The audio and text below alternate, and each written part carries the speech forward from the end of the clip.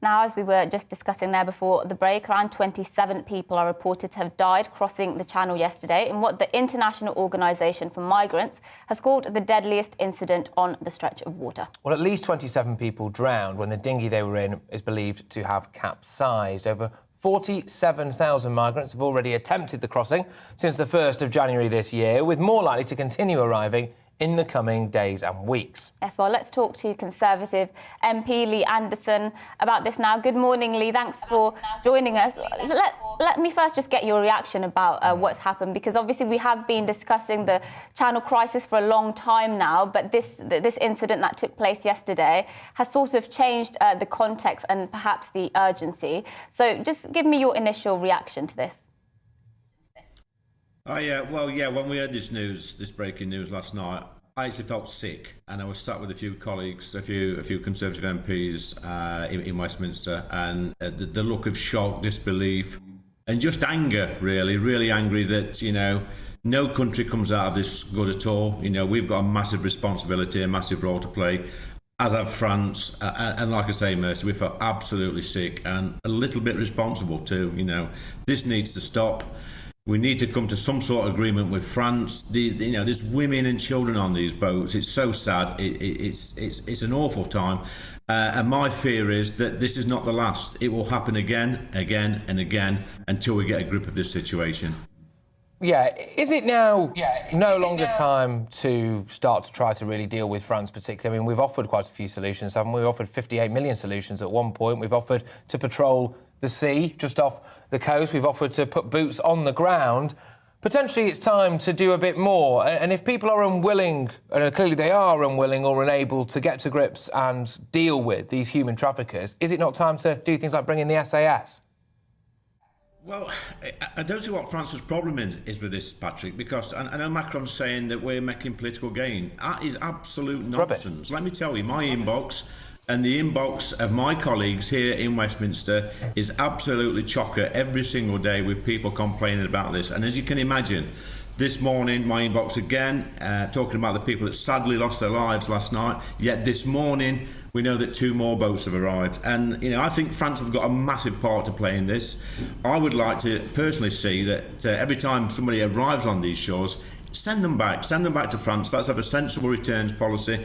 That way, the human traffickers, the people that's coming over on boats would soon get the message. They would not only stop coming to this country, then the pull factor, the draw to France would stop as well. So, it would be a win for this country, to be a win for France. And it also, more importantly, would be a big win for genuine asylum seekers stuck in these camps all around the world, because we're letting those people down as well. But isn't that the problem when we come up with solutions like that? Because we know that will not be palatable to the French at all. They will not allow us to do that. And isn't the reason we're here in this position the fact that all the solutions we come up with, they're not actually, we can't implement them in practice. So we do need to perhaps start looking at a new range of solutions rather than the ones we keep coming up with. Yeah. Well, I see there was a quote last night about the Channel not becoming a cemetery. Well, I'm sorry, it already is a cemetery, and that cemetery is going to get bigger month by month if we don't nip this in the bud. Now, we've got the new Borders Bill coming through, but that's not going to get royal assent until early next year.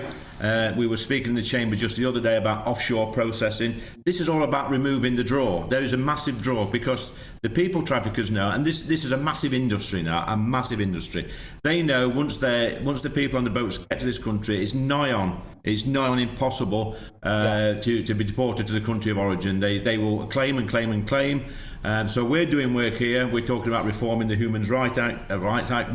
We've got the new Borders Bill, as I say. But, the onus really now is on us and France to get our act together, stop falling out, stop bickering, and save lives. You can see the scenes now, children on these boats, little children. It makes me feel sick. Yeah, it absolutely does. Now, no boats, no crossings, Lee. No boats, no crossings. And I find it astonishing that the entire might of Europe's, including our own, apparently, intelligence services, police forces, etc., are unable to stop the supply of some inflatable dinghies. Why is that? It's unbelievable. It's, you know, in this day and age, you know, with all the technology we've got, you know, I know people might say that if we stop selling them in shops, which I think they have done in France, in the sports shops, then people can buy them online. I'm sorry, you know, but, you know, if you buy something dodgy online, normally the police are knocking on your door within 24 hours, aren't they, in this country at least? I'm sure we've got the technology now that when a boat or a dinghy is ordered, they know exactly where that's going. And like you said earlier, Patrick, let's cut the head off the snake. You know, we know... It's funny that 4 people was arrested within hours of this happening. Absolutely. Absolutely. Absolutely. It's unbelievable that, you know, it's like... And then we see the French allegedly waving people on.